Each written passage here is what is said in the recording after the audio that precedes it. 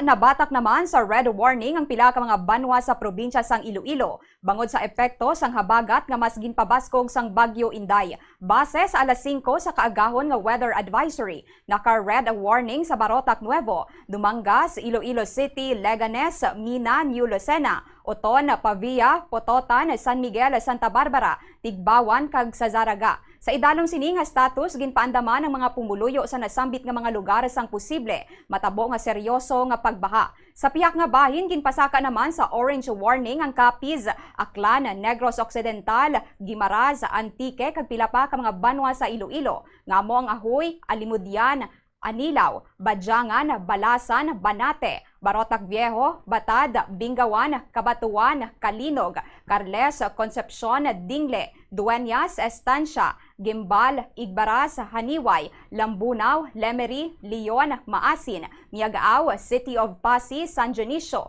San Enrique, San Joaquin, San Rafael, Sara, kag Tubungan. Sa idalom naman sini nga status posible suno sa Weather Bureau ang pagbaha sa manubo nga mga lugar kag pagtiphag sang duta sa mataas nga mga lugar. Padayon nga ginaabisuhan ang disaster risk o kung ginaabisuhan sang Disaster Risk Reduction and Management Office kag ang publiko nga padayon nga mag-monitor sa weather conditions kag magulat sa masunod nga warnings halin sa Weather Bureau. Padayon man nga mag-monitor diri sa Bombo Radio Iloilo.